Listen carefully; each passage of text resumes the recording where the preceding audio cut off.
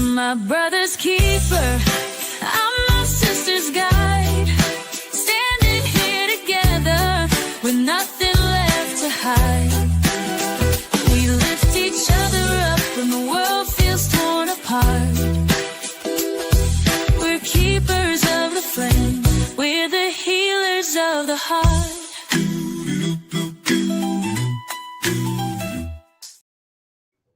Hi, everybody. Welcome to My Other's Keeper. How you doing tonight? I'm so I'm glad. doing good. Your song is catchy. I like that. I was sitting here just going along.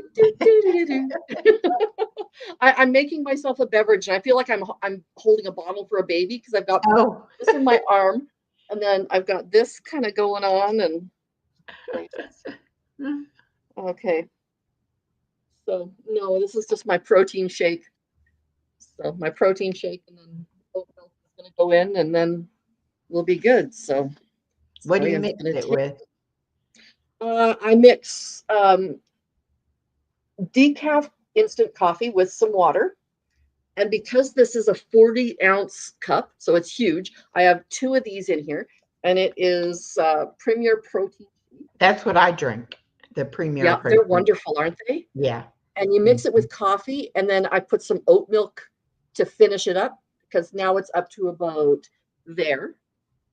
Oh, yeah, you can see the shadow. Up to about there. And then I'll top it up with oat milk. And if you enjoy Starbucks, I enjoy Starbucks. It's wonderful. You have to, like, you still have to restrict yourself. Of course, there's calories and whatever. But with the protein and the vitamins and stuff, it's healthy stuff. Yeah, that's what I do. I put the protein shake in my coffee instead of like sugar and cream. Exactly. I use the protein shake. Exactly right. Yes. And something else we can talk about another time is you have had bariatric surgery, have you not? Yes. Yeah, so have I. So we need to up our protein in a big way, more than most people. Yes. Yeah. And that's something I never realized, how important that protein really is. Oh, yeah. Yeah.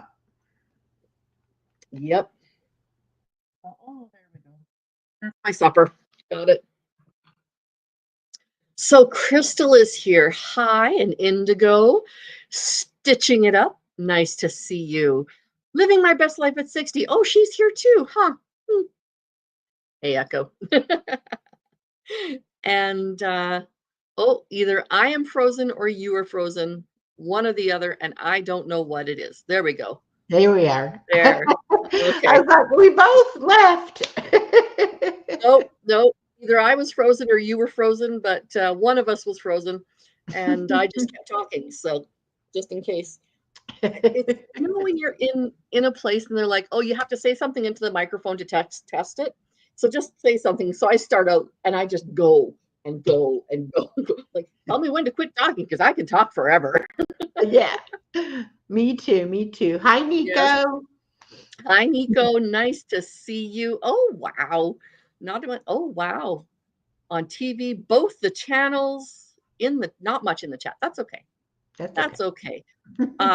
Tonight's topic is infertility, and people would not necessarily think of that being an issue for a guy to really chime in, but a couple lives with the infertility. It's not just one, because the dad's trying just as hard to have that baby. And so in my situation, I didn't want it to be my husband's issue, and he didn't want it to be my issue, but we both secretly blamed the other one, even though we would never have, admitted that or said that to each other. We were both trying, but it's, I guess it's human nature that you just really, you don't think it's you, you think it's the other person. So. Well, we got everything tested. So let's start in with raise of hands here. How many people have lived with infertility? Both of us. Okay. So when was it that you got married. How long did you wait until you tried to have children? We started trying immediately. Oh, did you? Yes, my husband Okay. had wanted to wait a couple of years, but something just told me that, we just needed not to prevent it, that we just needed to try. And so Yes. we tried and we tried, and um, I had never had regular cycles. Hmm. So that was kind of an issue, but I didn't think it was a serious, issue. Right.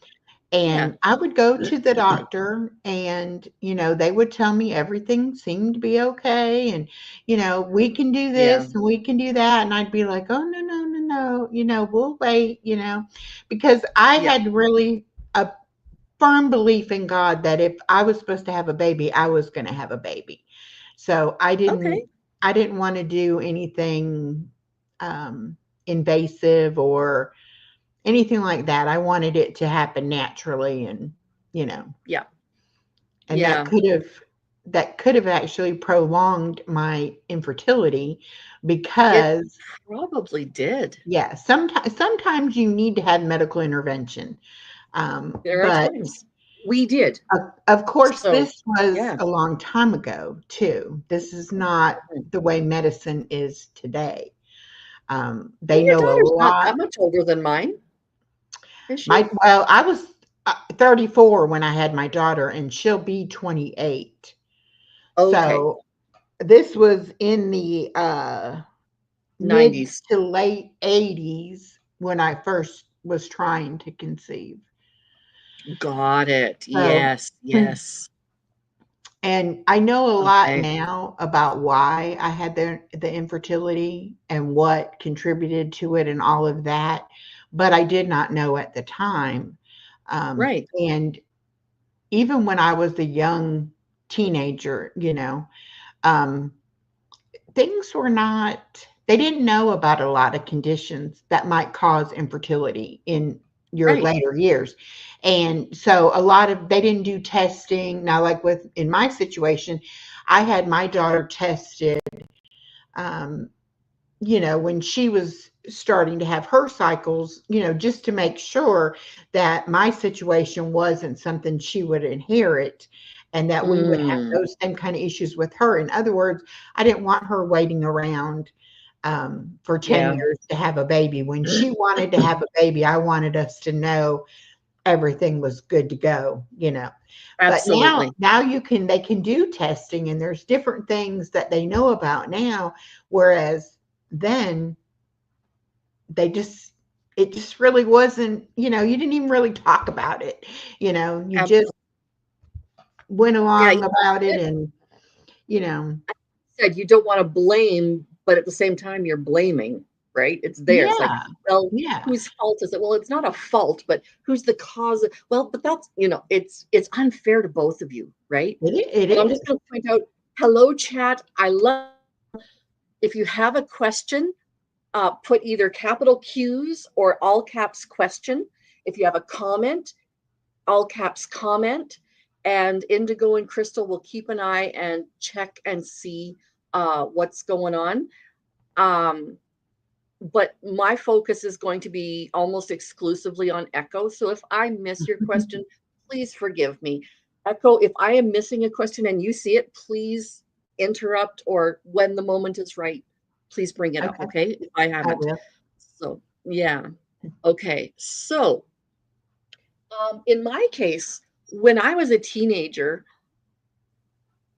just something in my brain said, I am not going to be able to conceive easily. Didn't say I wasn't going to be able to have a baby. Just somewhere in my brain, it's like, this isn't going to be easy. And I was like, I remember being like 14 or 15 years old thinking that. This is well before I was ever even trying to have children or trying not to have children, depending on, the moment. Um, but yeah, that was a long time before that. So I don't Well, know. I think. um, Mhm, I never thought it was going to be a problem. I really mhm. thought, I had my life mapped out pretty much. Your Um, ducks in a row. I had thought that I would be married by the time I was 25 and I would have Mm-hmm. 2 kids by the time I was 30. That was my Mm-hmm. thinking. And I got Mm-hmm. married when I was 23.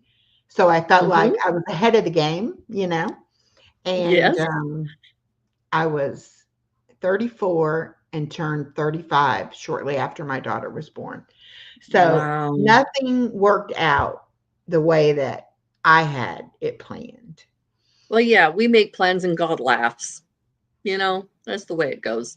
Yes. Um, when we, yeah, when we got married, I was 23 and I wanted to start right away trying to have children. My husband is like, no, no, no, no, no, just push on the brakes here a little bit. Let's be married for a little while because that's a big change. We had been dating for 5 years by that point, but it was still a big change, right? Like marriage is different than dating. Mhm. So he's like, no, I want to be married. In 2 years, we can start trying. So at 25, I started like we quit using any stopping like any prophylactic of any sort, and we weren't trying, but we were trying, and yeah, it just was not happening. Like yourself, I did not have regular cycles, and I don't even remember having regular cycles when I first started menstruating. I So know I didn't.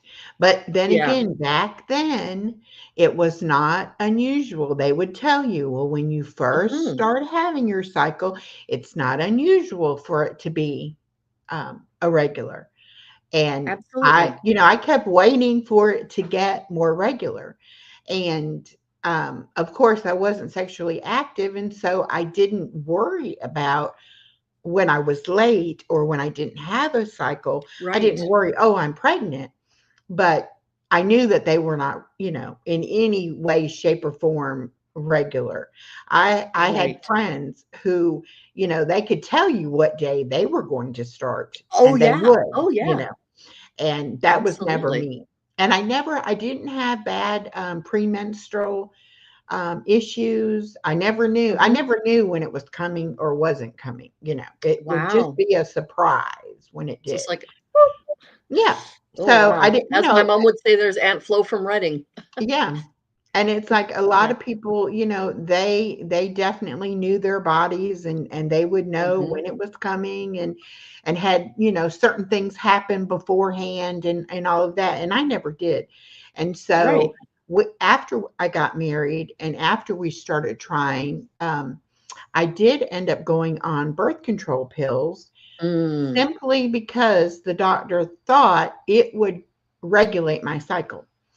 And Hmm. I really had an issue with trying to not have a baby. I didn't want to take that time and not, be able to have a baby. Right. However, I wanted to get the baby. So if it meant taking 6 months or a year of being on birth control, if that helped the situation, I was willing to do that. That was about the That's only right. thing I was willing to really Yeah. do.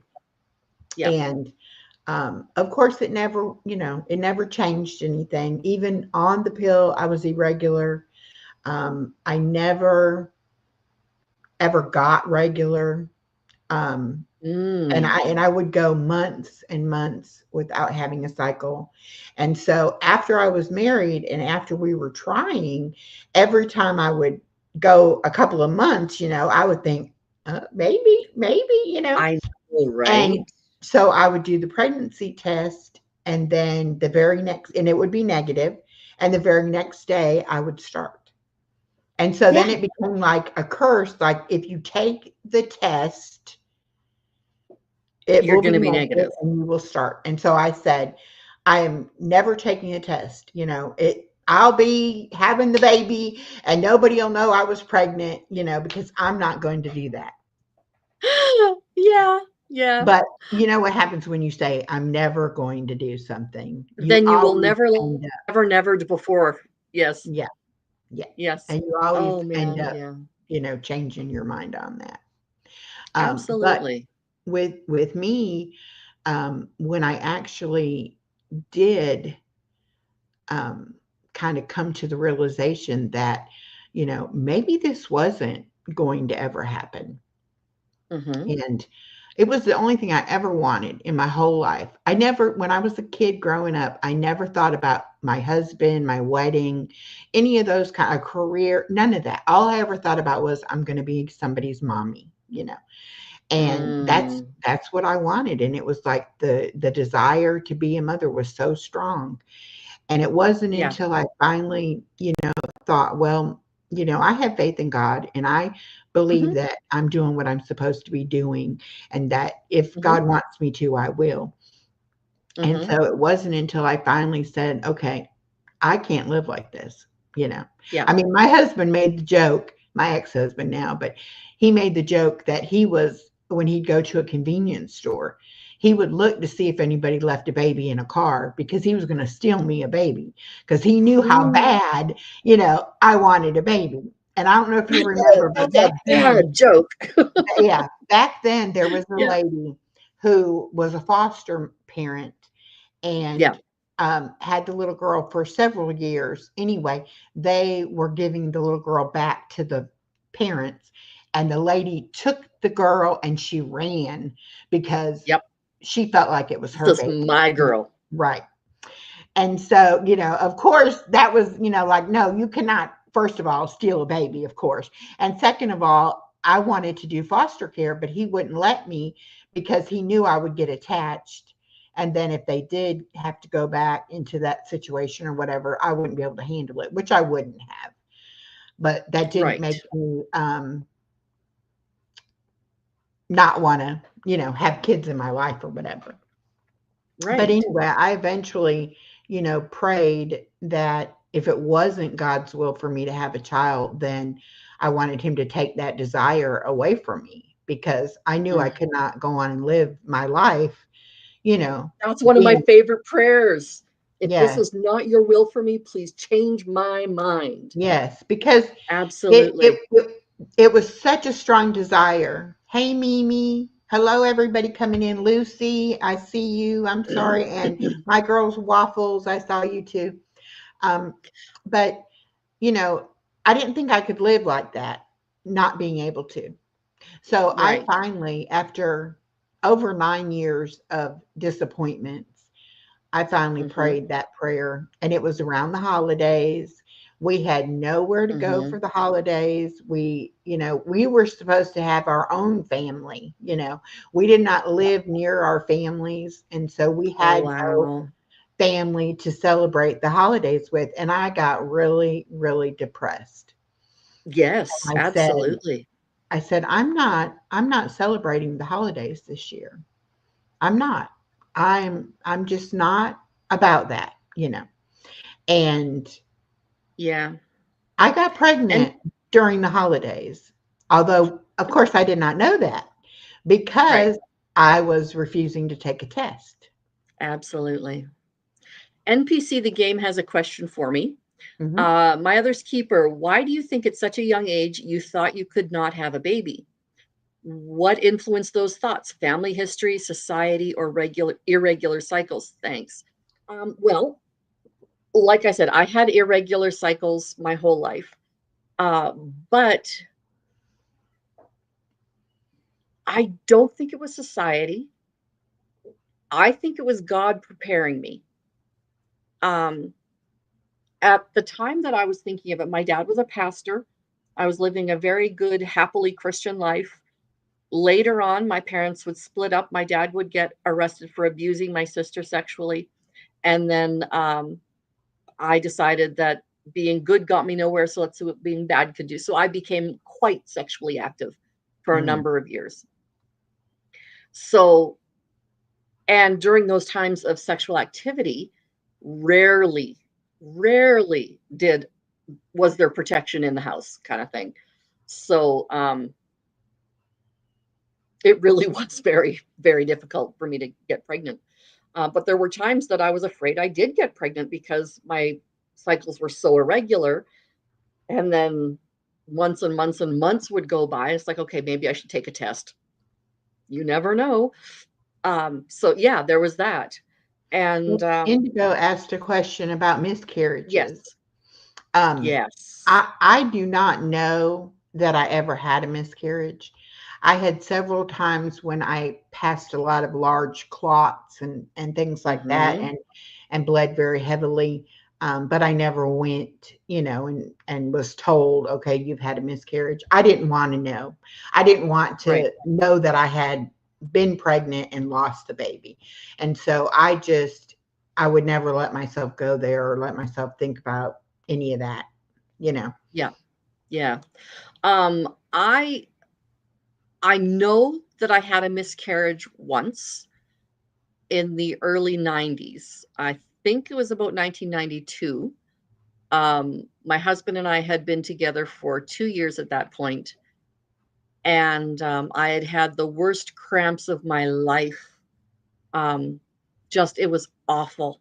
And then I woke up and in the morning, because I thought I was having period cramps, and I woke up in the morning and there was this piece of pink tissue wrapped around my tampon. Mm, And so I wasn't diagnosed with a miscarriage, but I know I miscarried. yeah. Um, and that hung heavily on my heart for many, many years. And then there was a song by Terry Clark, a country singer, called He Would Be 16. Mm, And it was a song about her losing a baby and saying, oh, just he would be 16, this boy I never knew. mm, And that's a tough song for me. Because even though it's been significantly more than 16 years, that song just touches such it just touches such a chord for me. yeah. And yeah, anyway. And I think that's why I didn't want to know, you know. Yeah, I yeah, didn't want to add that to the mix. And then if I was never able to have a child, then I would have that to kind of haunt me, right. So I never wanted to know, Well, and whether for me, I did or I didn't. once my husband and I actually started trying, like I said, we had been married at that point for 2 years. Um, and once we started trying, every time I had a period, every time, it was like in my mind having a miscarriage Mm, because nothing implanted, nothing mhm, implanted. And it was it was really terrible. It was really terrible. Um, for 2 years, it was just incredible. Um, After 2 years, we went to a gynecologist to help us out with fertility, and he gave us a medication called Clomid, and that fortunately caused me to have a, um, to ovulate.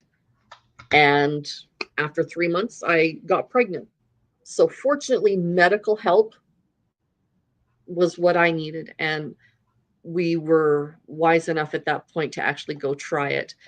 But until that point, it was it was like I said, every cycle was a miscarriage in my brain.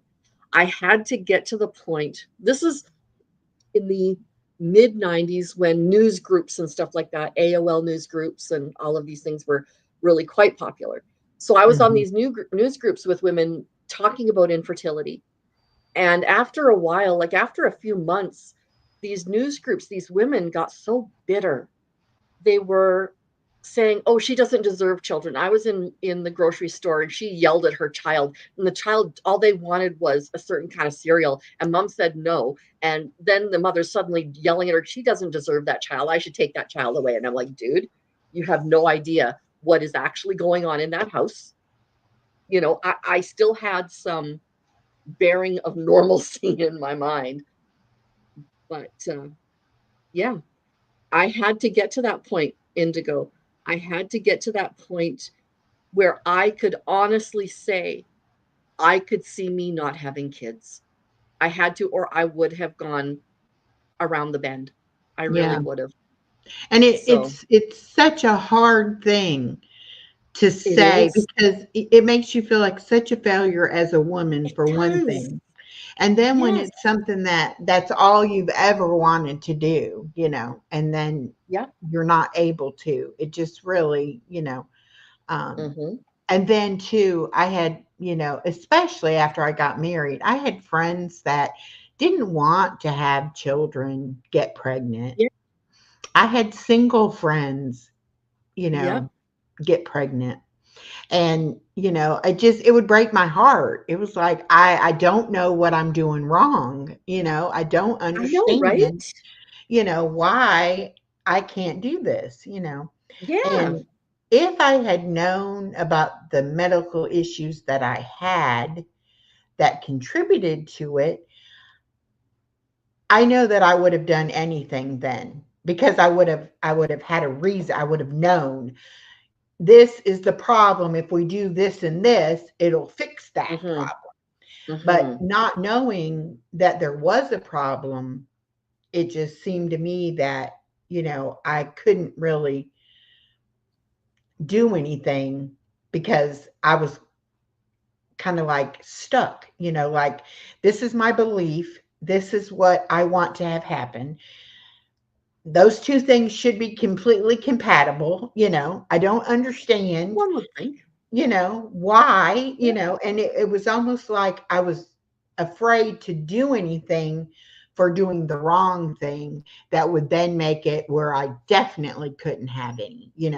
So Yeah. I was just playing that waiting game, just like I'll just keep trying, I'll just keep waiting, I'll keep praying, it'll And happen. you don't want to tick off God, right? By doing Right, the wrong thing. exactly. And Yeah, and you're and it was kind of like, yeah. towards the end, my sister-in-law, she was like 40 when she got married, and they wanted to have kids. And so without her telling anyone in the family, they went and they did in vitro. Mm-hmm. And they Mm-hmm. got pregnant. They have a boy and a girl. Yeah. Now, it was like her parents totally did not understand Nope. taking those kind of measures, to have children. But Yep. having children came easy to them. And Right. this was a situation where she definitely felt like her time was running out. She needed to speed things up.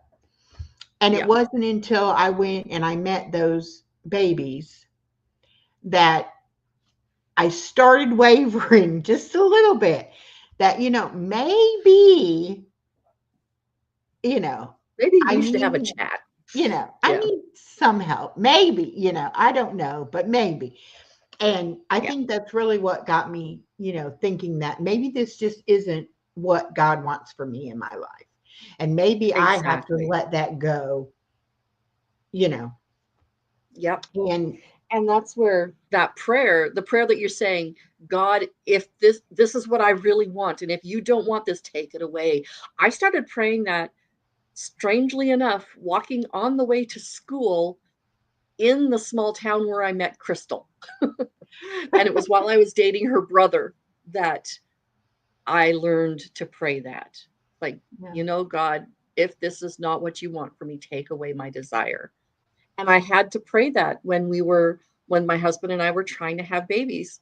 I got tested we both got tested for lots of different things. Hmm. Um, I had the type of test where, first of all, they did an internal ultrasound to make sure that the structure of the uterus was all correct.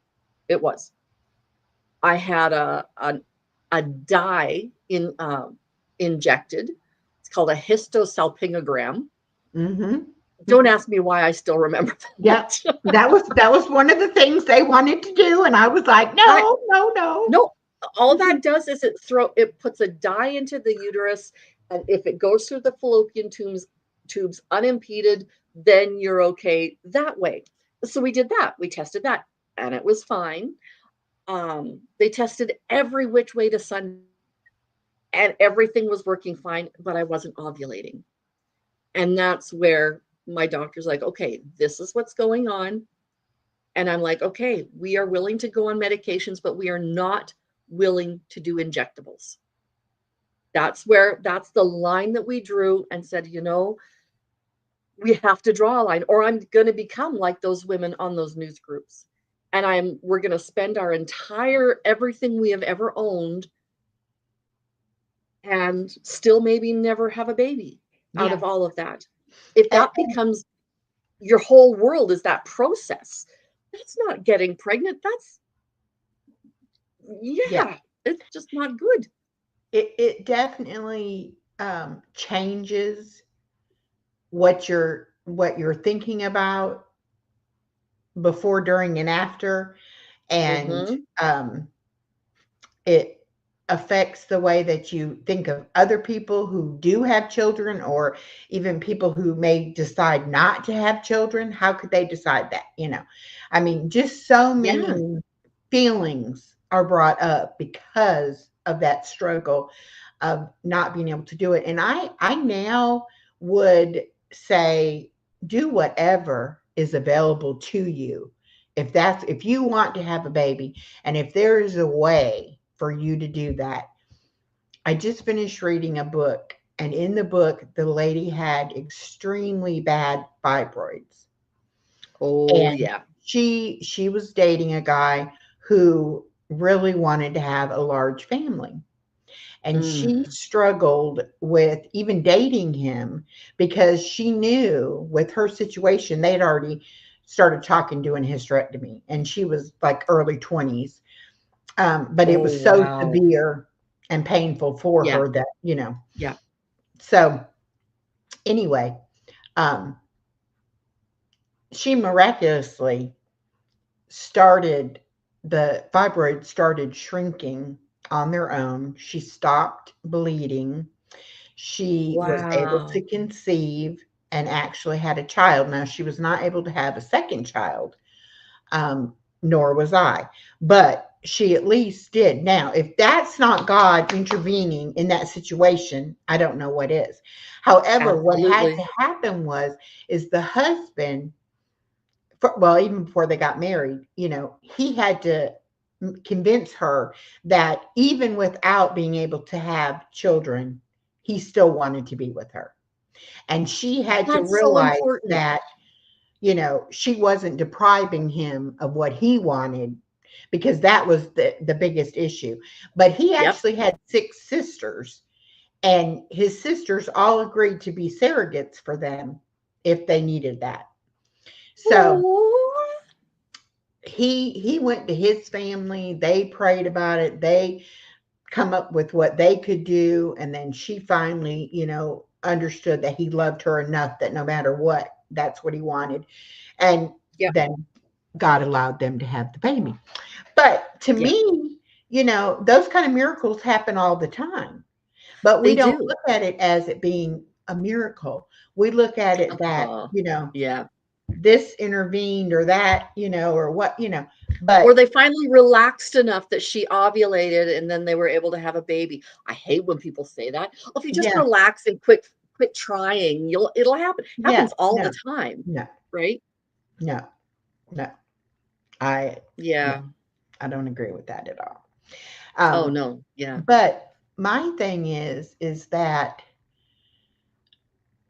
technology and medical advancements make it now that infertility should not be an issue, because there are so many things that can be done. But Mm-hmm. back when I was going through it, it just wasn't something you really, you know, you did. You either did what the doctor told you to do, or Mm-hmm. you suffered on your own. There wasn't anybody, like, there weren't like infertility support groups that I could get involved in or that I knew about. Nobody ever said, okay, this might make you become depressed. Right. Nobody ever Yeah. said, it was just kind of like, you're just left to your own thoughts and Yeah. feelings and struggle Oh, with, yeah. whatever you have to struggle with. So when Yeah. I had my daughter, I definitely knew it was a miracle, Yeah. and then when the doctor delivered her and saw the condition of my insides, they proclaimed, "This is a miracle child." Yes. So, Yeah. I know that I only have her because God wanted me to have her. That's And right. Yeah. um, I tried for 5 years after I had her to have another one, even knowing all the issues that I found out when I had her. And it was impossible.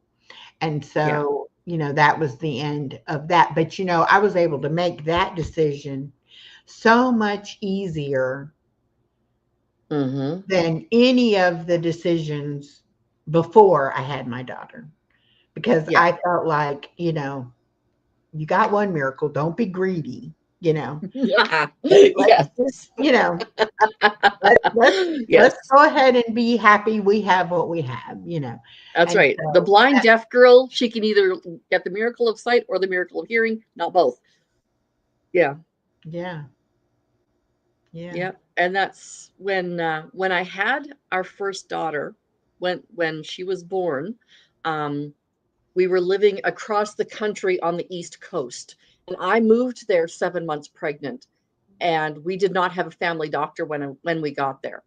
Mm. So we got there, and the only doctor willing to accept me as a patient was the local abortionist. Oh my goodness. Isn't that fun? Mm. And then the week before my daughter was born, he retired. So I got a brand new, right straight out of medical school doctor. And I was his first woman to have a baby as a professional doctor. They said, "Oh, I've delivered dozens and dozens of babies." I'm like, "Yay, thanks." Dozens. Mm. We want Dozens. somebody with a little more experience than that. A little Well, bit. um, Yeah. my daughter was breech, and Ah. um, I had the gestational diabetes, Mm-hmm. um, because I had polycystic ovarian syndrome, which Mm-hmm. then causes insulin resistance, which then leads to diabetes. So, of course, once I was pregnant, which I was untreated for the diabetes, but once I was pregnant, Mm. then I had the gestational diabetes. And when you have that, they tend to think the babies are going to be big Oh babies. yeah. Yeah. And so they pretty much want you to either be induced or have a cesarean, to deliver those babies early, before they get too big. And Right. so she was breech. They, thought she was going to be this huge baby. So I agreed to go in and have a C-section. Well, Mm-hmm. the day I was supposed to do that, they did an x-ray prior to the C-section, and she had turned and was no longer breech. And they said, "Okay, we are going to induce you." They induced us for 3 days. She 3 days. turned sideways She and, re-breached herself. yeah, and wasn't coming Yeah. out. They manually tried to turn her unsuccessfully. So after 3 days of extreme painful labor, I did Oh have an yeah. emergency C-section to have her. Yeah. Now, looking back at it, I feel like God knew this was my one and only time. Yep. And he allowed me to experience everything Every little bit of the pain. that I Thanks, could Eve. experience. I really think he wanted me to realize, when you get what you ask for, Be careful there are what you wish for. consequences. It's That's not all right. going to be a bed of roses. No. So No. it was a very trying experience after such a For long sure. time of waiting. But it was the most beautiful thing in the world. and to see my Mhm. husband Mhm. be able to hold his baby. And he's a jeans and t-shirt kind of guy. He wore a dress shirt and a tie the day of my C-section because he said he wanted to look good for his daughter. So, you know, um, Oh, Echo. and that's why when we did end up getting divorced, why it was so easy for me to make this blended family because I know how much he loved his child, and I know Yeah, even though he yeah. didn't go through all of the issues that I went through, he had to put up with me while I was going through all, Going through the you know. So he Yeah, he paid his dues as far as that goes too. yeah, So yeah. and she deserved to have both parents, in For her life. sure. And Absolutely. especially after all that we went through, trying to get her and get her here, it was Mhm. it was definitely gonna she was gonna be spoiled rotten and know how special she was and how important it was to us and all of that. And now that she's given us a granddaughter, it's just amazing the how I Mhm. thought I loved her more than I could ever love anybody. And Yep. then I put the granddaughter there and it's like my heart just doubled, to where I Yes. haven't lost any love for my daughter, but No. I've grown so much for my granddaughter. And now my daughter can understand what I went through Yeah. um, to get her and how special she was and is.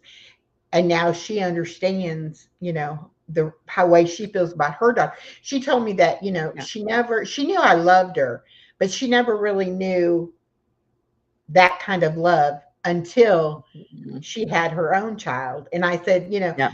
if you don't believe there's a God, Mhm. witness the miracle of birth, of life.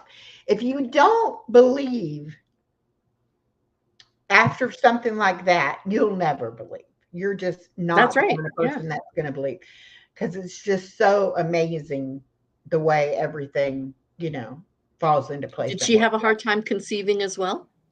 She tried, she did not have irregular periods and she did Mm. not have the polycystic um, Oh. either. They did try for a couple of years before she did conceive, and it's been 3 years, a little over 3 years now, and they've not had a second child. However, Mm. she is a very emotional kind of Mm. person when things are not going well. um it's like she shuts down, her body like shuts down, like during the big C, for Oh, yeah, yeah. um Yep. and that was prior to them having their daughter, and so that kind of delayed, I think, somewhat. She didn't have any pregnancy issues. Once she was pregnant, she didn't have a bit of trouble. She never once had morning Wonderful. sickness. She never got Oh, sick. She did have to have a cesarean. Um, Part of my issue, she did have, as far as her cervix didn't open up right. And, they did everything, all the medical stuff they could do to try to make mhm, that happen. And the doctor finally mhm. said, you know, let's get that Yeah, baby here, you know. yeah, And yeah. luckily, since I had the cesarean, I knew how to help her with that. I didn't know how to help her going natural because I didn't get to do it all the way natural. Right, So I was right. like, if worse comes to worse and you have to have the cesarean, don't worry about it because I can help you with that. And I had already talked to her doctor, and the doctor was kind of like, not everything that happened to you is going to happen to her. And I said, no, Right. no, no, I understand, but I want you to understand where I'm coming from as her mom, that I don't want her to be, because I asked him, I said, if it's not progressing, how long are you waiting? Because they waited 3 days Yes, with me, which was 3 days. yes. So Yeah, I wanted to have that up front. How long yep. are we going to play around before we actually take it and do what we have to do. And he said, look, I want a healthy baby and a healthy mama. He said, so Mm-hmm. I'm not going to play games. He said, if I feel Good. like it's not working, we're going to get that baby here. And so he Yep. actually, and because this was right after the big C, they had had a fresh outbreak at that hospital. And he was the director of the OB, and he Okay. closed it. He said, one person can come in and that's Yeah, it. And once you come in, you stay the entire time. So, of course, her husband got to go with her. for So here are sure. these two 20 somethings, never had surgery, either one of them, never really had a major Oh my illness. word. They Okay, really didn't know what they were getting into or what was going to happen. for So, sure. of course, Mama, I was going to be there. I was going to handle this situation. And then I got told, no, I cannot even come to the hospital. You mentioned the whole So, laughter from God part. yeah.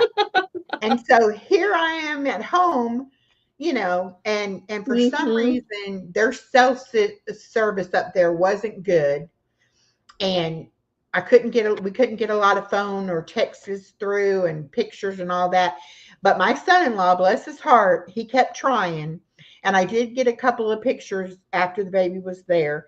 And I did get to talk to my daughter. The one time she called when the doctor was there and he was telling them that it was time to do the cesarean, she started to Yeah. freak out. She was like, let me call my mama. And so I got on the phone and I talked to the doctor Oh, and I talked to her, okay. and, I explained to her, look, this is the time we talked about happening. You've got to do this and it's not going to be Yep. that bad. Just, you want that baby to be here and be healthy. You got to go and do what they tell you to do. And she did, Mm-hmm. and she did beautifully. But the doctor was like, Mama, we got this. And I'm like, I understand, but I don't think you understand how hard it is for me not to physically be in Yeah. there. Oh, yeah. And then the nursery, for some reason, did not, like, they wouldn't take the baby at night. And so neither one of them got any sleep at all. And they were there for 3 days and Yeah. they were exhausted and, felt like horrible parents because they didn't know how to soothe their child. And so when I went to go pick them up from the hospital, my daughter she was in a state. I'm telling you, she was beside herself. And I had set the car seat up and I had Mm-hmm. neglected to show her how you tighten or loosen the strap for the Whoops. seatbelt. Mm-hmm. They would not let them leave the hospital until that baby was secure in that car seat. And Yeah. neither one of Yeah. them could figure it out. And so I'm on the phone down in the They wouldn't park. help? They just acted like you're supposed to know how to use your car seat.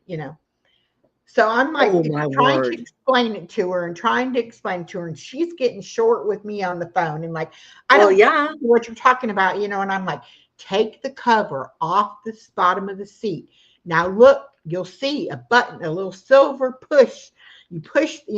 So they finally got it. So by the time they actually got out to the car, she was in tears. Oh, yeah. And I was like, honey, it's okay. There's a It's hormone or okay. two running through there, too. I mean, come on now. So we get in the car, and the whole time I'm thinking, okay, I'm staying the night with them. I'm going Mm. to try to convince them to take a nap, let me have the baby, you know. Um, and I'm thinking, okay, they're not going to want to. They were so exhausted. When we were in the car driving home, my son-in-law said, are you going to take us home before you go get the medicine? Because they had sent prescriptions for her. And I was like, yeah, I'm going to take y'all home, get y'all settled at home, and then I'll go, get the medicine. So I did. Well, she calls me before I leave the drugstore, like in so much pain, wanting her prescription. And I'm like, Oh, I'm coming yeah. right now. I gave her the Yeah. prescription. I told them, you both need to go lay down because you're exhausted. They were like, see ya. They went and laid down. I got to have the baby. They didn't get up until early the next morning. This was like 6 o'clock in the evening. They did not wake up until the next morning. Please tell me she was being bottle fed. Yes. Oh, good. Yes. But Yeah. they were just, they were just totally exhausted. And so I said, okay, do you want me to stay? And I will be the night nurse. I will take care of this baby at night and let y'all sleep. Of Nice. course, my son-in-law was working. She was out of Right. school, so it was okay for her. But still, I knew what it was like when I was a young mother and I got overly tired and I didn't have anybody to leave my baby with. So Right. it was hard. And so I said, let me do this for you. I will take care of the baby at night. You can sleep. I'll sleep in the daytime. You watch the baby, you know. And so I ended up staying the first 6 weeks. Yep. And she was supposed to go back to work after 8 weeks. And so at 6 weeks, I said, I think y'all have got this. I'm going to go on home. Y'all can get it. My son in law was like, you're leaving? Really? And I'm Did like, you? well, don't y'all want some time, just you and the baby? And, no, we need Oh, you. And I was cooking, so it was like, I was doing their laundry. They were like, oh, so you no, were the you, wife. yeah. So they Got were it. like, no, you don't need to leave. So I ended up staying the whole 6 week or 8 weeks. And then when she went back to work, then she would bring me the baby every day while she went to school. And Mm. so I definitely, those 3 days I missed, that was nothing. I made up for it after that. But I tell Okay, I you, have to highlight this one. yeah. Super Echo to the rescue. And I'm like that for my granddaughter too. My granddaughter believes I can fix anything with batteries because I keep batteries in a Ziploc bag with 2 different little screwdrivers for all of her toys. Awesome. And so when Oh, her yeah. toys stop working at home, she sets them for me to pick them up and bring them home and fix them because she knows Granny can fix it. Because Granny has batteries and Mommy is like not going to buy batteries. So, and Oh, my man. granddaughter is just slightly spoiled as far as, Granny gives her what she wants. And Mm. so, she'll tell her mom and her dad, Granny will. Granny said I could, or, whatever. And they're Yeah, like, it doesn't matter. Granny's not here. that's We're right. watching you now. You have to do what we say. Yeah, yeah. No, when I had our older daughter, um, like I said, there was a really rough time getting a doctor. And then when we finally got a doctor, we got this brand new guy. I was in the middle of labor, and he went home a half an hour drive away to have sleep overnight while I was in labor. He was the only labor and delivery doctor in the hospital. Why would he do this? So meanwhile, me and the nurses, we're there and they're like, push, push. And she got stuck. Um, My precious baby child got stuck. She had a giant hickey on top of her head because I was pushing so hard mm-hmm. that had she not had a giant melon, she would have gotten born no problem. But her head was 95th percentile. Her body was 25th percentile. Oh my The child goodness. was nothing but head. Yeah. So, like, really narrow, but long front to back. Long front to back. Um, so she did look like a typical, very petite child, but yeah, it was the front to back that was difficult. So he got to the hospital. Oh, I was so mad. I was so mad. My mom was there. We're from Saskatchewan. My husband and I had moved to New Brunswick at that time, and so my mom had flown out about a week before she was due, and we ended up all at the hospital and whatever. And mom was videotaping and all of the wonderful things.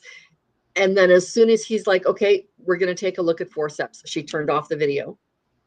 And well, no, that she's like, I have seen forceps deliveries. They can be scary looking. I Yeah. don't want that to be your memory. Yeah. They decided against the forceps because her head was stuck and they couldn't get the forceps around. Mm. So I ended up getting an emergency C-section Mm. and just, yeah, it was interesting. So she came out. I wanted to watch the surgery. Just saying, I wanted to watch. Uh, but she came out. They showed my husband. They let me, touch her face and all the little mummy things. And then they took her out to the hallway, and my mom saw her, and they're like, "Grandma, do you want to hold the baby?" She's like, "Has Kim held the baby? Has Kim seen the baby?" Yes, she has. Okay, then I will. She didn't Mhm. want to be the first one to be able to hold the baby. I am so grateful for that. So Yeah. grateful for that. And then, she was in the NICU because in the stress of not being able to get her head go, she inhaled the meconium, the waste Mhm. product that Mhm. babies release, and Mhm. so they had to get her into the NICU and take care of that. Um, but like the next day, I'm like, no, no, no, no. I'm nursing my child. You are not feeding her formula. I mean, formula is lovely, don't get me wrong, but I am going to nurse this baby. Mhm. Unfortunately, they didn't have a lactational counselor at the hospital that day. So I ended up with bruises and blisters. It was probably not the best time to try. So Now, yeah, I that was was I that was was very interesting. adamant that I was going to breastfeed as well. Yeah. And she, because of the diabetes and the stress and everything, my blood sugar bottomed out right before I had her. And Oh so her blood no. sugar had bottomed out as well. And so Yeah. one of the first things we had to do was to give her a bottle of some sugar water. I Yes. was Yep. not wanting her to have the bottle. I did not want her to have the rubber nipple. I was just, and the doctor was like, it's either this or we give her an IV. Do you want us to stick her with a needle or do you want to give her this sugar water? And I was like, oh, well, in that case, I'll give her the water, maybe one bottle won't hurt. And so Yeah. I did the breastfeeding thing. However, my child did not gain any weight. She actually lost weight before we left the hospital. And then over the next 3 weeks, she did not gain any weight. She did not lose any more weight, but she did not gain any weight. Hmm. And I was having a lot of gallbladder issues, which I didn't even know. Mm, And right. ended up when she was 10 days old, I had a stone stuck in the duct. And so I had to be in the hospital overnight, and they went down through my throat, got the stone out, and did like a nuclear medicine test. And so I could not breastfeed her during that time period. So my Yep. husband fed her formula. And Mhm. then when she was 3 weeks old, I had to have my gallbladder taken out. So I had Mm, anesthetic. So again, there was a period of a few days that I could yeah. not breastfeed her. And Right. so when I could start breastfeeding her again, she was drinking a whole bottle, breastfeeding, and still not gaining weight. And the doctor said, you've tried. We got to feed this baby. And I was like, most definitely, we got to feed her. And so I quit trying to breastfeed and we strictly went to formula. And then she started gaining weight and then she did fine. But I don't know if it was because of the gallbladder issues that my milk just wasn't doing it for her, or when you're That wouldn't breastfeeding too, you surprise don't me. always know how much they're actually getting. And maybe she just wasn't getting enough, I don't know. But anyway, I was happy to be able to put her on formula, Yeah. um, and get her to start gaining Yeah. weight. When it's a matter of your child's survival, it's amazing what you'll do, right? Yes, The yes, corners you'll cut, or um the word has escaped me. It is an inaccurate word, which is why the air quotes, concessions that you'll make to the reality. yeah. Like you will do what needs to happen, you know? Well, and Um, when they actually came in and said, okay, we have to do this emergency C-section, and they started getting me ready, I was so upset because to me, my baby's in danger, because now you're saying it's an emergency. I've been laying here for Yeah. 3 days, but now it's I an know. emergency. And so Yeah. I'm getting all upset and everything. And I'm saying, look, I want everybody's name. I'm going to sue everybody, and all this. And this one little nurse, she came over to me and she was like, ma'am, you're actually cutting off oxygen to your baby by getting so upset yourself. So I need you to lay back, let us get you ready and get that baby here, And it was like, as soon as she said I was hurting my own baby, I was like, okay, shh, shh. I'll do whatever you say. Yeah. I'm not doing anything. And so the poor anesthesiologist, he could just tell by the look on my face that I didn't know what was going on. And they gave me medication to where I knew what they were doing, but I didn't really care. I just wanted to see my baby. And so here I've got Yes. my husband over my shoulder, and he's looking, watching, and he's asking Yeah. questions. And I'm like, don't talk about stuff. And so the anesthesiologist is patting me on the shoulder. Mama, it's okay. She's pink. She's wiggling, because she didn't cry at first. And, No. he's like trying to, calm me down. And then they put the little hat on her, wrapped her in the blanket, kind of like, real quick, let me see her and go. Yep. And so That's essentially what happened. Yep. I only saw this much of Oh. her. And then I'm in recovery, and I want my baby in recovery. And they're like, no, you don't get her until you get out of recovery. And you have to be able to move your legs before you Yes. can get out of recovery, because I Yep. had the Yep. spinal. So I'm Yep. over there and I'm like, check out my legs. I'm moving my legs. And they're like, we don't see No, you're it. not. And they're like, I'm like, move the blanket, move the sheet and the blanket. Let me show you. I can move my legs. It's like my big toe would twitch, and I felt like I was throwing my legs up. And Yes. I'm like, Yes. I want to get my baby. So Yep. finally, by the time all that's over and done with, I'm finally now back in my room. I'm supposed to be able to see the baby. And I had told my husband, do not worry about me. You stay with that baby, because then I had the fear my baby was going to get switched at the hospital and I was going to bring somebody Ooh. else's baby home. So Yep. I wanted my husband to stay with that baby the whole way through. I don't care if you got to stand outside that door. You make sure my baby is my baby. Yep. So I wake up in Yeah. my room, and here's my husband, and I'm like, where's the baby? Well, they've got her there doing a hearing test on her. I said, and so why are you in here? You need to be watching my baby, You need a hearing test because you didn't listen to me. Yeah. And he's like, well, they said they were going to give her a bath and then they're going to give her the hearing test. And I'm like, and that's long enough for somebody to kidnap her. You have to go and find my baby. So, of course, he's like, oh, brother, And so he goes out there and he, asks, my hysterical wife in here would like her baby. So they finally bring me the baby. I'm in the bed holding the baby, and I'm still heavily medicated, and I passed Yes. out. And my husband had to catch the baby because my arms just let go. So Oh, wow. he would let me hold her until I would start to doze off, and then he would get her.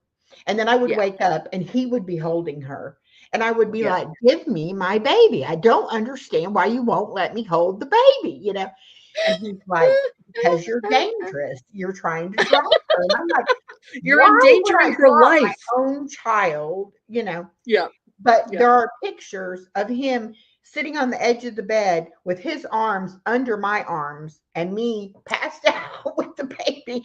Like, I want to hold her even if I'm going to sleep. I Yes, still that's want to right. be I'm holding. sleeping and I want to be holding my baby. Yes. Yes, And it's like, absolutely. and don't make me not be able to, hold Yes. her.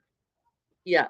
Well, Well, my older ended up in NICU, like I said, and by the time I'm like, okay, I'm the one who's going to feed her, and they're like, hey, you feed her. She's back up into your room. We aren't taking care of her anymore. I'm like, as long as she's medically okay, I'm fine with that, and that's what happened. And yeah, so we were there. It was a terrible experience. The whole hospital experience. The nurses I was 27 years old, had been married for a number of years, and would talk to my mom instead of me, like I was some 16-year-old unwed delinquent, you Mm. know. But so they would talk to my mom, and then mom would have to translate for me. Anyway, my mom and I basically just humored the nurses, but I mean, yeah. So that whole experience was just not pleasant. But my mom was able to stick around for 3 weeks, and then she had to fly home. But yeah, it was just, we did a whole pile of traveling. Took her around a lot of the Maritimes while the baby was so little, and there was little old ladies looking at me with this brand new infant, so obviously brand new, and just, and my Mhm. mom's like, Kim, don't pay attention to them. Mm-mm. You are doing nothing wrong whatsoever having this baby outside. It's not hurting her at all. Like, Yeah. okay, good. you know. So my wonderful comfort when it came to dealing with other people's expectations and dealing with my own and all of that stuff. So that was great. But when it came, like, let's rewind just a few months, I really did have morning sickness quite badly. Mm. And So did I. when I was on birth control pills, I was very sick, and the doctor's like, "Yep, you're definitely gonna have morning sickness when you get pregnant because these are the same hormones that's going on." So I was very sick, and then now forward a few months till my daughter is 5 months old, and suddenly I'm feeling sick again, and I'm like, "Oh no." I went to my doctor in this little New Brunswick town, and I said, "Oh, I need a prescription for Declectin." He's like, "Declectin? No, we only give that to women who are pregnant. Declectin is like Dramamine, but for pregnant women." Oh, okay. And he's like, "No, we only give that to pregnant women." I'm like, "Yeah, I know. My older child was only 5 months old when this happened." So Mm. all of the hard time that we had getting pregnant with baby one, the only time it possibly ever could have happened, the one time it could have happened, it happened, and we got baby number two. Did I Mhm. mention God laughing at Yep. us a Exactly. lot? Yep. And That's why I say be careful what you ask for because there are consequences. yep, And we don't think that far. I said to somebody the other day, we can't see around corners and we can't no, see into the future the way that God can. And so uh-huh, sometimes, he does certain things because he knows what's coming. We don't. And we don't understand why he does those things because we're not able to see that. And absolutely. as far as the morning sickness goes, um, hi, Nancy Green. I did not know I was pregnant. I was not going to take a test. Oh, This is before we had cell phones, and I mm-hmm. lived about a 30-minute drive from my job. And I'm driving down the highway, and all of a sudden, I start throwing up in my car, and I cannot. Mm-hmm. And so I'm like, I'm really sick. So I turn around and I drive back home. I call my boss. I let him Mm-hmm. know I've got the flu. I'm terribly ill. I cannot make it. Absolutely. Yep. He said, okay, do what you got to do. The next morning, I got up. I felt better. I thought, okay, no problem. Get in the car, start driving to work. Same thing. About halfway there, I'm thinking, okay, I've become car sick, and I've never been car For the sick in first my time in my life. life. 2 days in a row, same point in the road and everything, I'm car sick.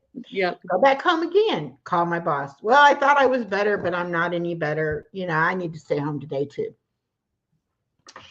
The third day, I fell down my trailer steps going out the door. Oh no. Now, I passed out, is what I did.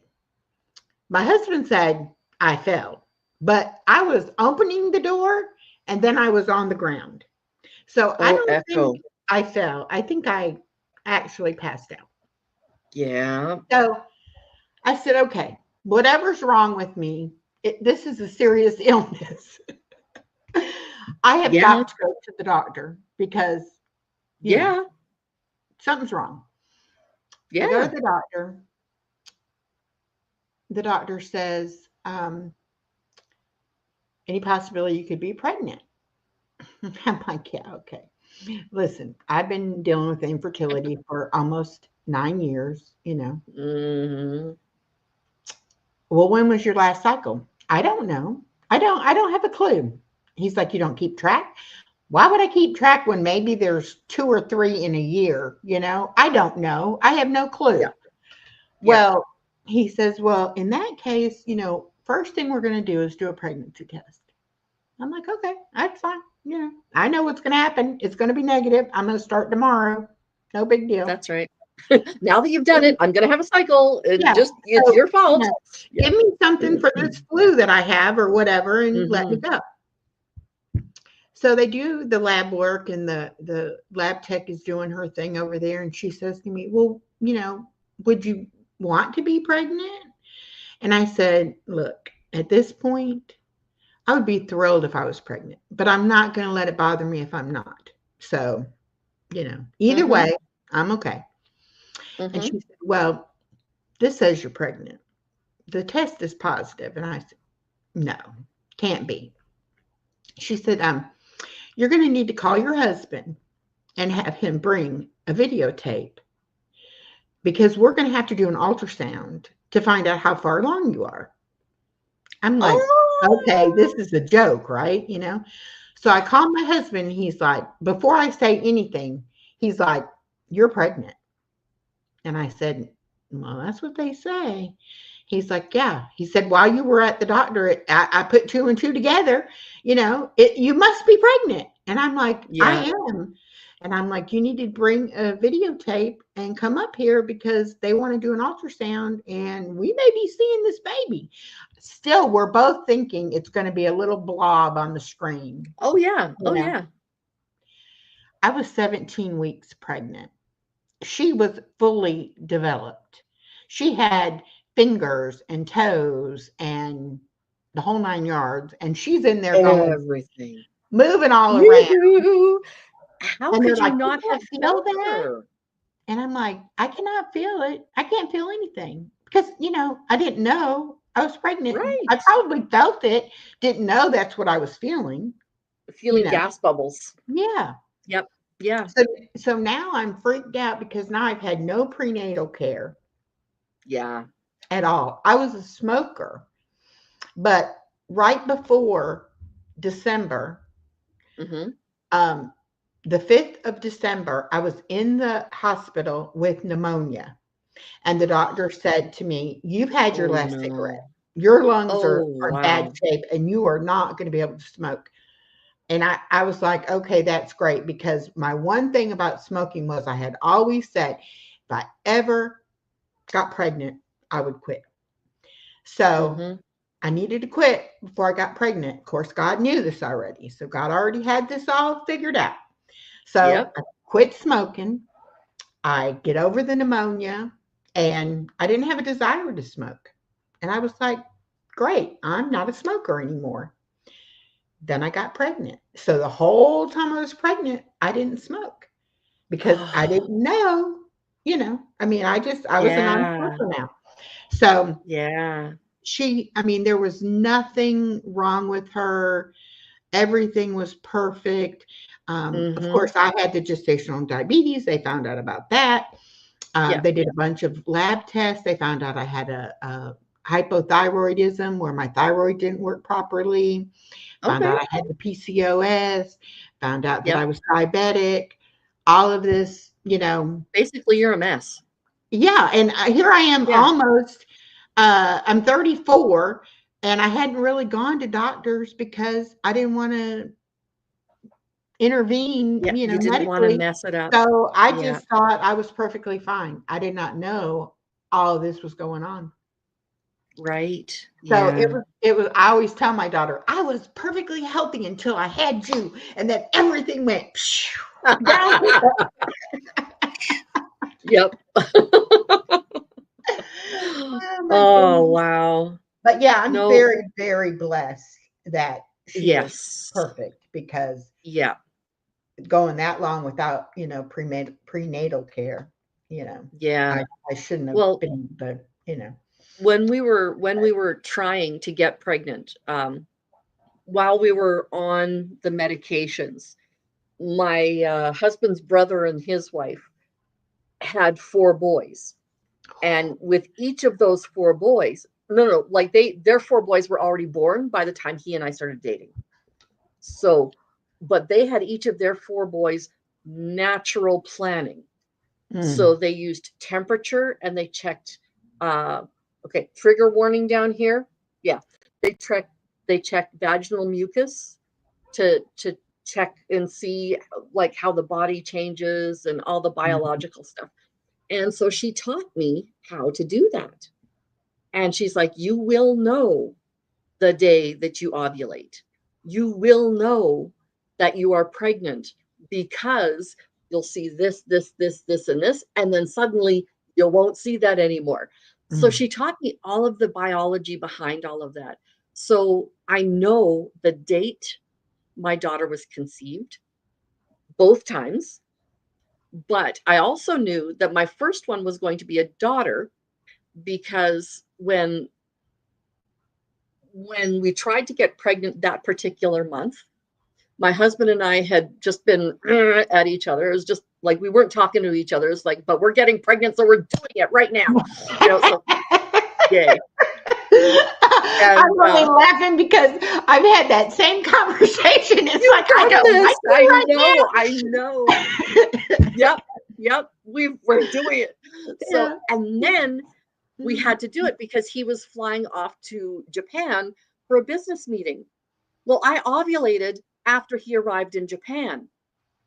So sperm will live inside you up to Mm-hmm. 5 to 7 days, right? Yep. But the Yep. boy sperm, they swim really, really fast. Mm-hmm. Okay. And they will get to an egg really quickly if you've already ovulated when you have sex. If you have not yet ovulated, like if it's kind of in the middle, a day or two after, then it's about equal chance, boy or girl. But if you ovulate like 4 or 5 days later, which I did, 90 something percent chance you'll have a girl because the females swim slower and they live Lord. longer. Mm. So I was certain from the get-go that I was having a girl, and I was right. Um, and it just is, yeah. The second one I was convinced was going to be a boy just because I had convinced myself it was going to be a boy, and it wasn't. It was a girl. Um, but like I was undiagnosed with my mental illness.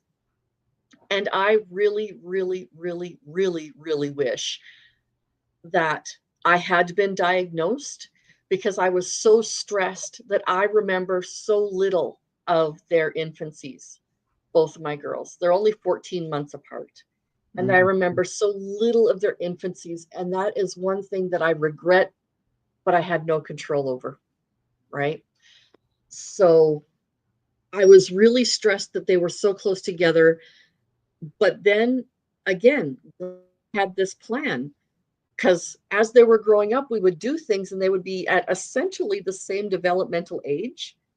They would have similar enough interests. We could go to particular vacation destinations and not worry about a 9-year-old and a 3-year-old. Right. Like how do you entertain that, right? Mm-hmm. So we had 2 little girls that generally got along well. Um, and they were able to do the same kinds of things. Like a little girl wants to play with a horse, a little girl gets to play with a horse, her sister gets to play with a horse. It's Yeah. all good.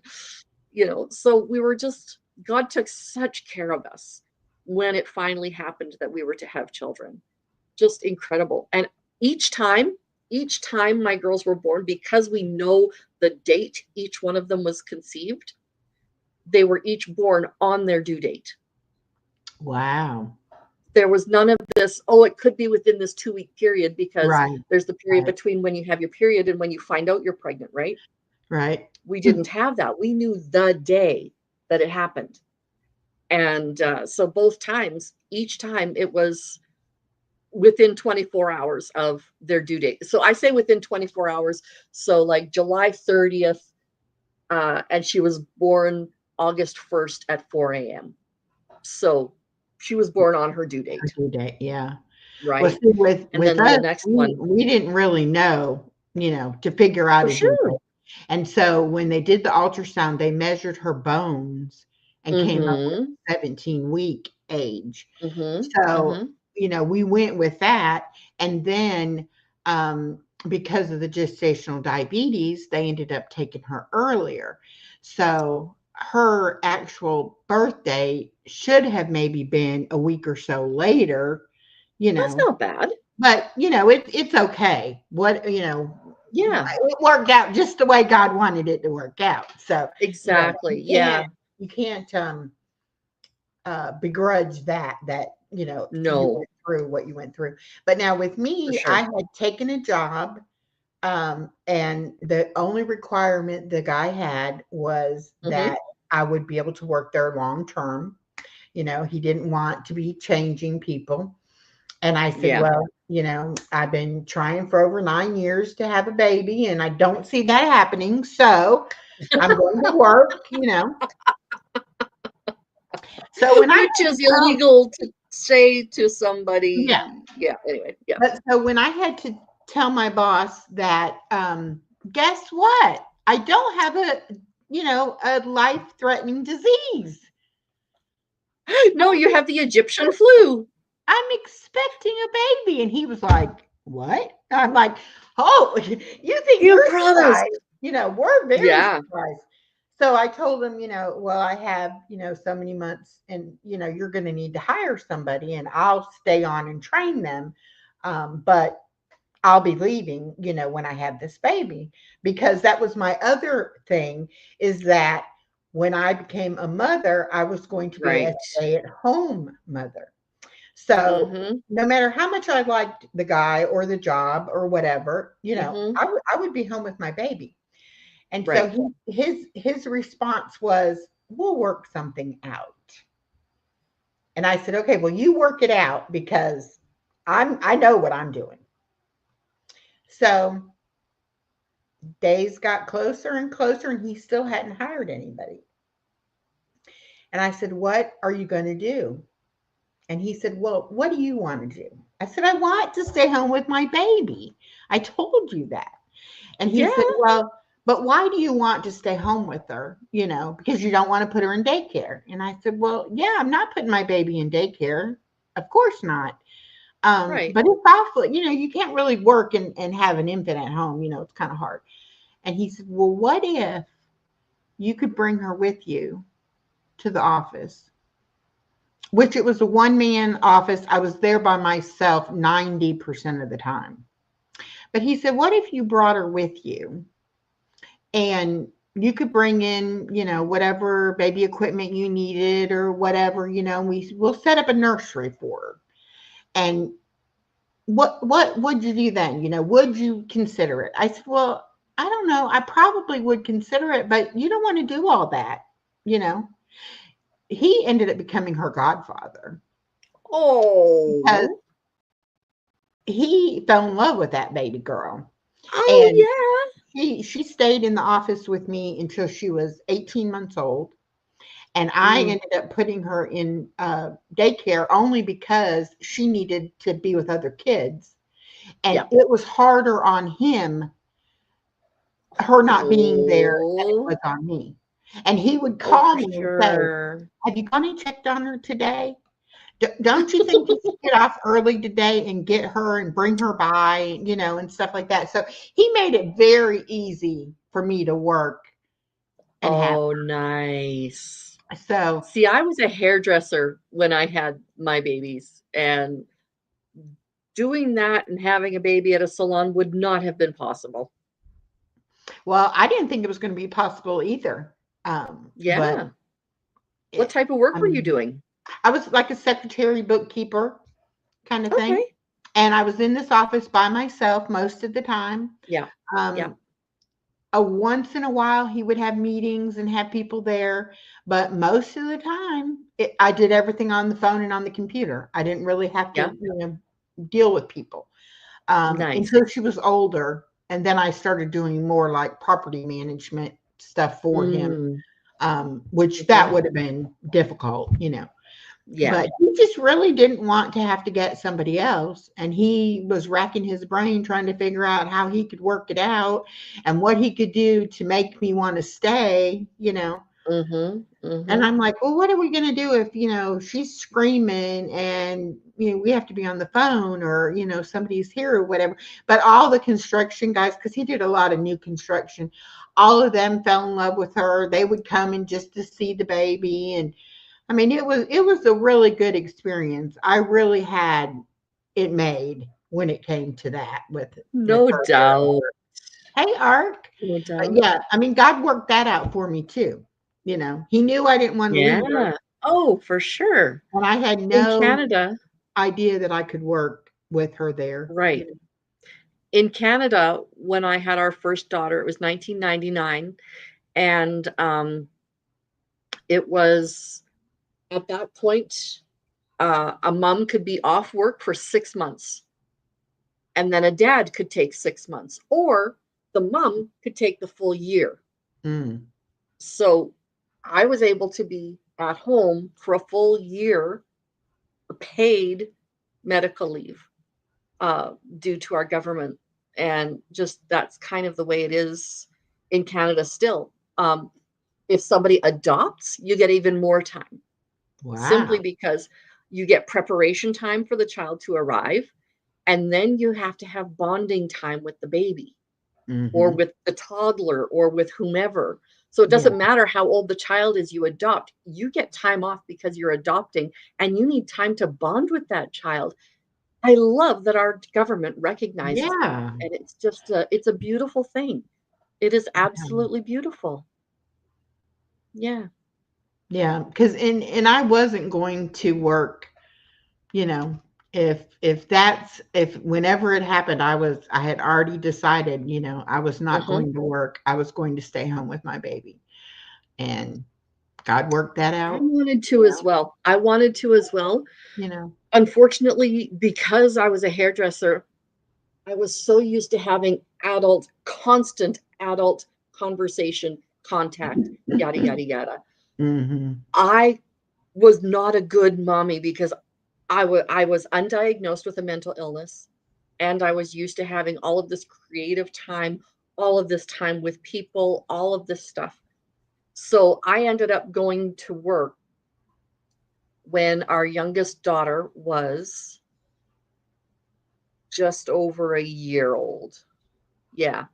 I worked at my husband's company for a little while when our younger daughter was about a year old, and we I worked there until I went to Bible school 2.5 years later. Hmm. And then I had these preschoolers. I still wasn't at home all day, but I was at Bible school. So, God took care of it. And teenagers are flakes when it comes to babysitting on a regular basis. Just saying. Just from my experience. Yeah. Anyway. So, did either of you show signs of postpartum depression? That's an excellent question, Indigo.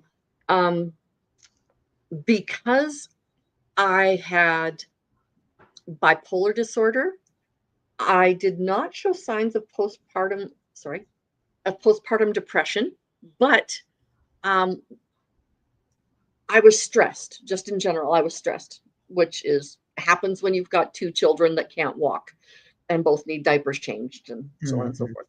But when my younger daughter was about 11 months old, I developed a really deep depression. And I knew where that kind of depression had taken me in the past, and it had taken me into um, thoughts and activities of self destruction. Hmm. And I knew that was not okay. So I went to a counselor, and the counselor and my doctor kind of went through everything. And the doctor um, said, no, you don't have this, you don't have this, you don't have this, you don't have this.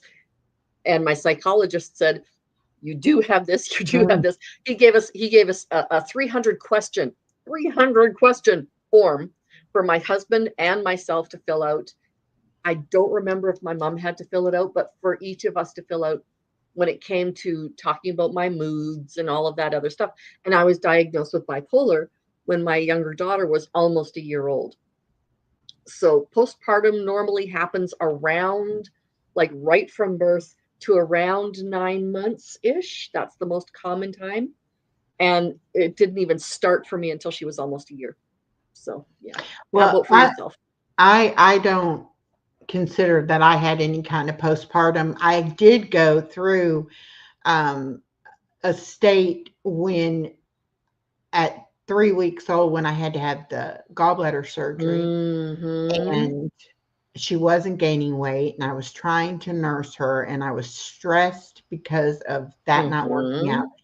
And the day I came home from the hospital from having the gallbladder surgery, my husband had to go to work that night.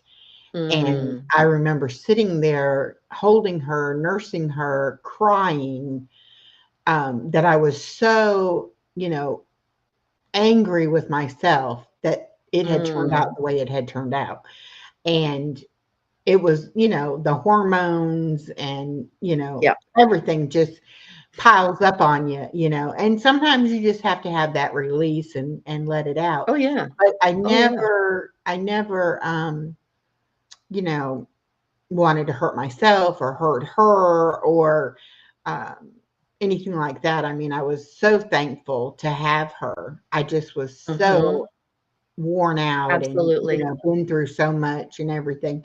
Yeah. And it was almost as soon as I realized that, boy, whew, this is a lot, then it started getting easier, especially when I started formula feeding her and he could Yep. feed her then when he was there. And, there was just a lot of things that kind of lessened that stress, you know. But Absolutely. I never really got what I would call, postpartum. Yeah. Postpartum is a mood disorder versus a situational depression, which has a reason, like you're not able to nurse because you have this expectation, you're grieving the loss of that expectation. You're Hmm. not able to move much because you've just had surgery. You're Hmm. grieving. That's different than a depression. That's a grief. And another person just needs to know that that's how it works sometimes. Yeah. Okay, now this is a whole nother thing there, Indigo. Another reason she was afraid to try for their own children was their birth mom had postpartum psychosis. And I was worried I would be prone to it. Now, postpartum psychosis is a whole nother beast. And yes, you would be prone to that because that would be part of the um, psychotic mental illnesses. And if you have a person who has had a psychotic mental illness like myself, then your offspring have a higher chance, not a complete, it's going to happen, but a higher chance that they will have something like this. Yeah, So, there's a lot of psychological issues with the infertility. absolutely. I mean, I don't know, probably, I don't know what the statistics would be, but probably most women who find themselves dealing with infertility are going to Hmm. have some sort of depression, Hmm. because it is just you feel like a failure as a woman. That's the one Absolutely. thing a woman can do that a man can't do. It's like it really does cause issues about yourself, that And you kind of don't thing. want it to. It's not like you're sitting there going, well, I'm just going to sit here and be hard on myself for a while now. Yeah, no, no. No, And no, you not at try to, all. I would definitely try to think my way out of reasons why things did or didn't happen, you know. Mhm. Like there Yep. there always had to be a logical explanation to things. Absolutely. Yep. And there is a lot of things that happen in our lives that there is no logical explanation. No. And you just have That's to for have sure. faith in God that, He does know where it's going and what's going to happen. So, Okay. Um, Brazy had postpartum depression after her second child. There we go. They could not bond with her. It took 2 years before I felt a bond. That is rough. That mm, is so rough. I was terrified. My third, I breastfed, and the bond was immediate. I am so grateful I was able to breastfeed. My mom did not have um, breasts that would function with breastfeeding. They were not formed in a way that breastfeeding would have been something she could have done. So she had to bottle feed both of my sister and myself. Um, and that I have to say was one of my favorite parts of my children and their babyhoods. My first one, because I was pregnant with my second one while I was still nursing the first one. mhm. I nursed her until she was a year old. I looked really funny having this baby laying on top of this big baby bump, very obviously baby bump, and I'm sitting here nursing this child. So when she was a year old, I stopped nursing on her first birthday. 2 months later, yeah, 2 months later, I gave birth to another baby and started nursing another baby. And So how did yeah, your first daughter take that? perfectly fine. Yep. Did she? She was happy to be done. It's not like she was really nursing a lot by the end of it. It was just every now and then, maybe just before a nap, she'd have a go, or something like that. Just before bed, she'd have a Mhm. go. She was eating most of her meals the way any other 1-year-old would be. Yeah. My younger daughter, though, was definitely much more difficult to wean. And it wasn't because I didn't want to wean her, it's because she did not want to wean. So her first birthday came and went, and nothing changed. Um, I went away for a weekend for a ladies' retreat, and I'm thinking, okay, she'll be done by the time I get back. Everything will be better. First thing that she comes, grabs me, Mom, we're having some breakfast. Okay. Yeah, so I wasn't in a rush to wean her, but yeah, now she wasn't exactly in a rush to let go either, so that's okay. Yeah. Well, I really, didn't plan very well for being a mother because of the time of the infertility made me, Mm, it was almost like if I think about it too much, I'm going to get mm-hmm. upset that I'm not able Yep. to. So I really didn't know what I was getting into. And then being an older mom, Yes. there, and then only having the one too. There Yep. were just a lot of things that I was like, man, for somebody who wanted to have kids so bad, you definitely didn't know what you were getting into. No, I know, right? And it's Yes. like, of course, back then we didn't have the internet. You couldn't No. Google things. You Oh, took your oh doctor's word yeah, for for it. Whatever sure. they told you is what you didn't know. You Yep. didn't know you had rights as a patient, and just I all know, the things right? that we know about today. We did not know. I did not know about For then. sure. Yeah. So, And yeah, kind of with my breezy. daughter, Mm-hmm. the way that I raised her Mm-hmm. was pretty much learn from what I didn't know, learn from the mistakes I made. Mm-hmm. You're going to make your own mistakes, but let me help Yep. you navigate the things that I navigated that I didn't know any better. And it was so funny when she was expecting her daughter, she read a book, and in the book it said, we're not living in grandma's time anymore.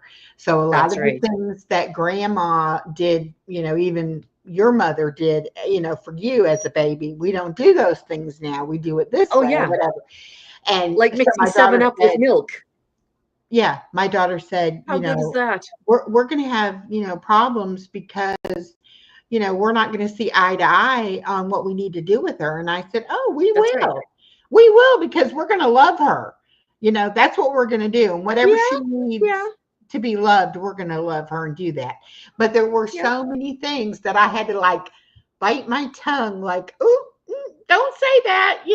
And I'd be over here Googling stuff myself and be like, oh no, the correct thing to do is such and such. And she's Yeah, like, it's killing you that you can't do what you think is the best, thing. And it's like, I know, but I have to learn and change with the times. You have to do, absolutely. you know. Yep.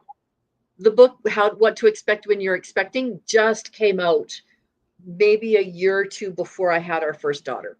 Yep. And See. so that really did help a lot. It Yep. was the end all be all, but it sure gave me a place to start and get a reasonable start, I think, to a degree. It gave me an insight as to, because like you said, there wasn't the internet, gave me an insight into developmental stages when you're at this point and this point and this point. So like what to expect when, why are you feeling like this? When is your milk going to come in? What's going to happen when all Right. of that. What a great book. It was a wonderful book. Like I said, it wasn't the end all be all, but it gave some good information. Well, and they say that you shouldn't, um, like for instance, with my weight loss surgery, they said don't watch a video of them doing the surgery, because it'll freak you out and you won't want to do it. I And watched I 4. felt the same way about giving birth. My daughter was like, Yes. well, what's this and what I said, well, you don't want to know. I mean, it's better just to do what they Yeah. tell you, because if you know too much about it or you've seen it, you may chicken out. And once that baby's in there, it's got to come out some way. So it's like, Yeah. don't look at that. Don't think about, all the things that could go wrong or might go wrong. Yes. Yes, I mean, there exactly. are things that we are privy to now because of the internet that some things I wish I had never Absolutely. known, Yeah. but it's nice to know now when my doctor tells me something that I can at least look it up and get an idea, Absolutely. you know, Absolutely. are they way Patients are off? so much better informed, right? Yes. And speaking of which, and you had weight loss surgery, I had weight loss surgery. I think that's going to have to be our next conversation for another day. We will maybe book you in. I have people booked in almost every Tuesday this month. I have nobody booked in for a Thursday. So if anybody wants to talk to me on some Thursday, like in 2 days, would be okay. Okay. Give me a shout. Let me know. Or we can Sounds talk good. bariatric. But yeah, that's yeah, I think that should definitely be our next conversation, because again, there's a lot of people with a lot of misinformation, and getting information from somebody who's been there, it's again not going to be the end all be all. It's going to be our experiences. But at least it'll be okay. So what do you do when you can't poop? And trust me, you're not going to be able to poop, right? So I was going, oh yeah, Oh oh yeah. yeah. Well, and there are things that just somebody who's wanting to diet and lose weight that you learn going through the Yeah, process. yeah, That all the years I was trying to lose weight, nobody ever explained it right. to me the way they explain it to Mhm. you when you're getting ready to have surgery. So, um, and I'm gonna do a video on that too, because there are certain things that it's almost like they're secrets. Like we can't tell the general population about these things. But No, when you're going to have the surgery, well, okay, we're going to share this with you because you're going to have the surgery. yeah, But it's like the general population does not need to hear these things. So right. I really want to do a video on that of just, things that I said, well, why didn't somebody tell me this years ago? I mean, why I am know, I right? only now hearing I this? know, right, You know, absolutely. So Blessed to Crochet, Mary, absolutely. You're in on Thursday. I will talk to you a little later this evening or tomorrow. I need to help a little bit more, probably with Crystal and getting things going. So I'm going to say good night to everybody. Echo, thank you so much for being here. This has been a wonderful conversation, and I only had to cry once. Okay. Well, thank you for Almost asking me. twice. Yeah. So, Only, we tried not to go there, so. yeah, we generally didn't, but the difficulty is real. So if anybody does, male or female, in the chat or anywhere in between, has questions regarding infertility, give either myself or Echo an email. Her email has been running through the Nightbot. Mine is my others keeper is at gmail.com.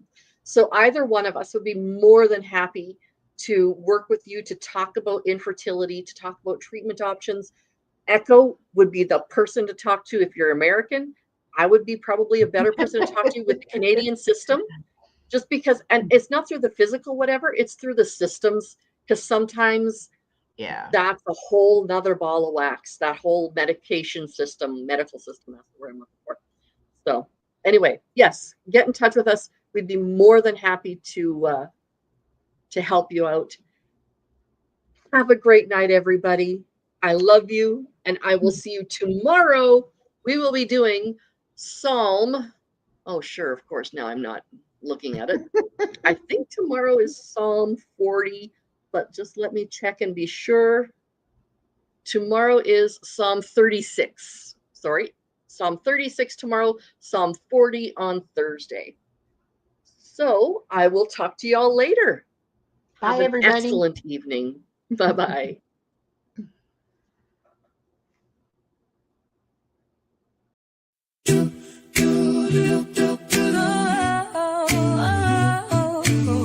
We come from different paths, but we're not alone.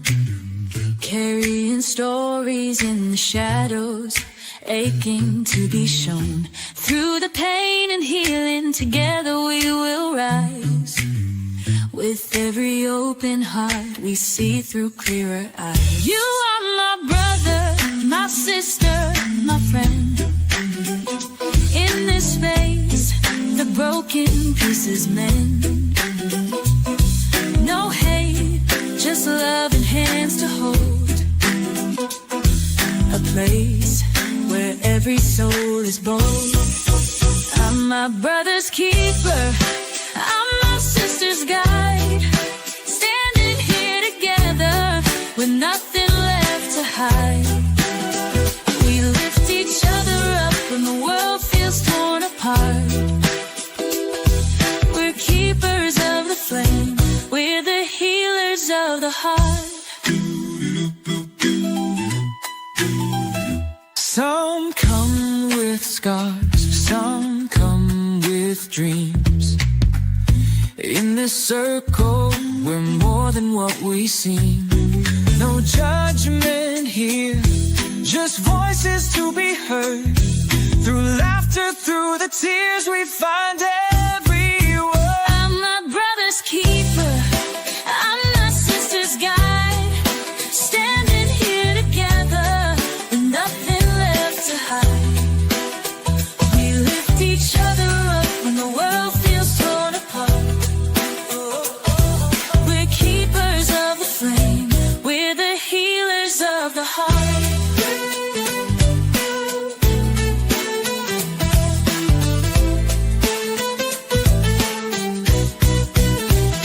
When the darkness calls, we'll light the way. When the darkness calls, we'll